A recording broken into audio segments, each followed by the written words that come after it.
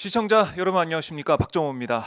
지난주 금요일 이재명 민주당 대표 공직선거법 위반 사건 1심 선고, 징역 1년 집행유예 2년 이렇게 징역형이 선고가 됐습니다. 여러분들은 어떻게 이 판결을 보셨습니까? 공직선거법 위반 사건에 이렇게 과도한 양형이 말이 되느냐, 그리고 낙선자에게 이렇게 과도한 선고가 말이 되느냐, 이런 얘기가 나오고 있고요. 특히 지금 민주당 내부의 이 검찰 출신 의원들을 중심으로 아니 이게 어떻게 증거와 또 법리에 따라서 보면은 도저히 나올 수 없는 사법부의 판단이 나왔다라고 또 반발을 하고 있습니다. 앞으로 항소심과 대법원까지 남아 있는 그런 재판인데요. 재판 과정이 어떻게 될지 모르겠지만은 국민들이 납득할 수 있는, 또 국민들이 받아들일 수 있는 그런 판결이 나올지 계속해서 항소심 과정까지 지켜봐야 될 것 같습니다. 자, 그리고 이 명태균 씨 또 김건희 여사 관련된 의혹 보도가 이어지고 있고, 또 오늘은 박장범 KBS 사장 인사청문회가 시작이 되는데요. 이슈들 하나하나 분석해 드리고요. 지난주에 있었던 이재명 대표의 1심 선고에 대해서도 하나씩 짚어보도록 하겠습니다. 자, 첫 순서입니다. 손병관 기자 전화로 연결되어 있습니다. 손 기자 안녕하십니까? 네, 손명관입니다. 자, 오늘 박장범 이 후보자의 인사청문회가 예정이 되어 있습니다. 근데 이제 관련해서 새로운 보도가 나왔어요. 예, 오늘 한겨레에서 보도를 했는데 네. 오늘 내일 이제 인사청문회에서 좀 이 얘기가 좀 많이 나올 것 같아요. 아하. 민주당 이윤기 의원실에서 네. 2019년도에 KBS 진실과 미래위원회 활동 보고서를 입수를 했어요. 음. 이게 2019년도에 KBS에서 좀 사장이 바뀌고 나가지고 과거에 KBS의 어떤 보도의 어떤 문제점이라든가 이런 것들을 좀 자세하면서 짚어보는 보고서거든요. 네.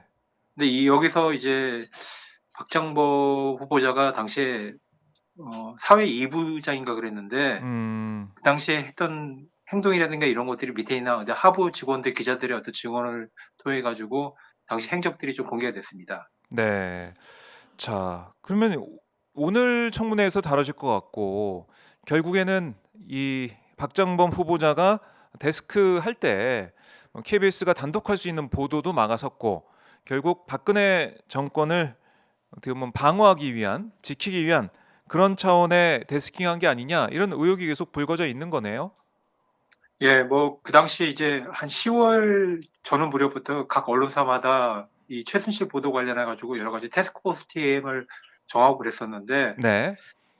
굉장히 많은 사건들이 있는데 이제 당시 KBS 같은 경우는 이 최순실 씨의 딸 정유라의 이화여대 특혜 입학 의혹 관련해 가지고 그 10월 한 둘째 주부터 얘기가 나왔는데 네. 관련해 가지고 이화여대 교수협의회에서 좀 움직이기 시작했다는 정보가 이제 입수가 됐나 봐요. 아하. 그래가지고 그거 자체는 이제 좀 가치 판단없이 보도할 수는 있다고 생각해 가지고 이제 기자가 이제 보고를 했는데 네. 이거를 이제 보도를 못했다는 거죠. 꼭 아하. 이제 승인을 받아야 된다고 이렇게 얘기하면서 그렇게 했는데 네. 어찌어찌 하다 보니까 못했는데 나중에 생각해 보니까 그게 어떻게 보면은 그 자체는 이제 보도 가치가 어느 정도 있는지 모르겠으나 굉장히 좀 보도 자체를 어떤 대통령 관련 인물에 대한 거이라서 좀 소극적으로 한 게 아닌가 그런 지적이 나오는 거죠. 네. 그래요. 이 KBS 기자들이 지금 릴레이로 이 박장범 후보자 임명 여기에 대해서 반대하고 있는데요. 이런 여론들이 어떻게 오늘 인사청문회에 좀 반영이 돼서 질문과 답변이 이어지게 될지 좀 지켜봐야 될 것 같습니다. 자, 그리고 지금 명태균 씨, 김영선 씨 이제 구속된 이후에 여러 가지 이제 보도가 또 이어지고 있는데요. 지금 김영선 전 의원이 자신이 윤석열 대통령에게 명태균 씨를 소개했다라고 얘기를 하면서, 이게 이제 2021년 초에 소개를 했다는 건데, 그러면 대통령실이 또 거짓말을 한 셈이 된다, 이런 지적이 나오고 있습니다. 예, 김영삼, 명태균 씨가 구속된 이후에도 조사가 일부 이루어지긴 했는데 그 네. 이후의 진술은 아직 나오진 않고 그 전에 했던 얘기를 중심으로 한 지금 보도가 나오고 있는데 이 대통령실이 이제 10월 8일에 해명했던 내용은 네. 예, 윤 대통령이 명태균 씨랑 어떤 관계냐 이런 어떤 의혹에 대해서 음. 여당 고위 당국자의 소개로 2021년 7월 초에 명태균을 자택에서 처음 만났다. 네. 이렇게 설명했거든요. 아하. 여기서 이제 여당 고위 당직자는 당시 대표였던 이준석으로 대부분 다 특정을 했고요. 그랬죠.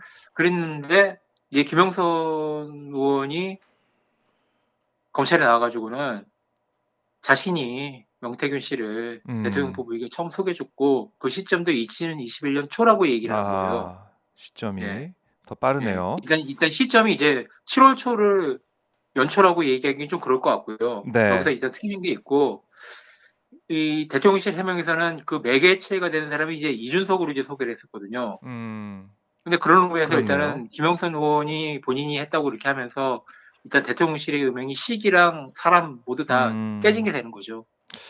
그렇네요. 자, 그리고 지금 명태균 씨의 휴대폰 중에 일부가 지금 포렌식을 해서 명태균 씨가 사진 자료를 가지고 있다라고 하는데 그 포렌식 업체를 검찰에서 압수수색하면서 또 명태균 씨가 복구한 파일을 확보하고 있다 이런 얘기가 나오고 있습니다.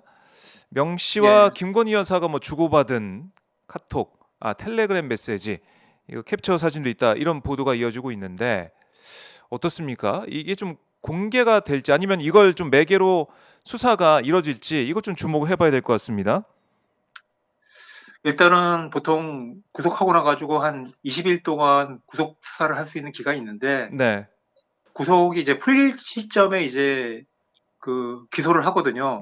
그래가지고 이제 그렇죠. 기소 내용 중에 좀 더 중요한 내용이 있어가지고 계속 구속 상태를 유지해야겠다. 네. 그런 거를 이제 같이 의견을 발표를 하고 그러는데 그 음, 사이에 과연 어떤 내용이 나올 수 있는지 그런 거를 좀 봐야 될 건데 일단은 지금은 검찰에서 대통령에 관련된 부분 같은 거는 좀 확인해 주거나 그거를 적극적으로 알리는 거에 대해서 좀 소극적인 것 같아요. 왜냐면은 네. 보통은 이제 다른 내용 같은 경우는 어느 쪽에서 보도를 했다고 하면은 다들 이제 딴 데서 같은 검찰에다가 그 내용 확인해 가지고 보도를 하고 있거든요. 근데 아직까지 이제 윤 대통령 부부와 관련된 내용은 네. 정확히 무슨 육성 파일이 나왔다는 얘기도 없고 음, 사진이 있는데 어떤 내용이라는 것도 명확하지도 않고 네. 그 메시지 내용이 나온 것도 아니고 그래가지고 음흠. 이게 검찰에서 어쨌든 이 부분이 가장 민감하기 때문에 좀 수사 보완을 굉장히 유지를 많이 하려고 하는구나 그런 인상을 주고 있습니다. 수사 보완. 그리고 뭐 결국에는 글쎄요, 이제 구속영장 청구할 때 거기에 좀 담겨 있었던 그 내용 중에 윤석열 대통령 부부에 대한 얘기가 없기 때문에 정말 검찰이 제대로 수사를 할 수가 있겠느냐. 김영선 전 의원 공천 관련해서 대통령 이제 부부의 개입 의혹을 파헤칠 수 있겠느냐. 여기에 대한 의구심은 계속 남아 있을 것 같아요. 네, 일단은 지금 사실 창원지검이 굉장히 좀 단위가 적은 단위의 검찰지청인데 네. 지금 하여튼 대통령 관련된 여러 가지 의혹자라든가 그런 것들도 다 서울지검 같이 더 큰 부서에서 맞지 않고 온전히 다 짊어지고 있어요. 네. 그렇다고 이제 수사 인원이 보강이 됐다고 하지만 이제 무슨 서울지검에 있는 정말 수사 엄청나게 한다는 그런 검사들이 이제 주로 가는 부서도 아니었기 때문에 과연 어떤 성과를 낼지 그런 거는 아마 20일이 이제 길지도 짧지도 않기 때문에 그 사이에 좀 윤곽이 드러날 것 같습니다. 알겠습니다. 송 기자 말씀 잘 들었습니다. 네, 내일 뵙겠습니다. 네.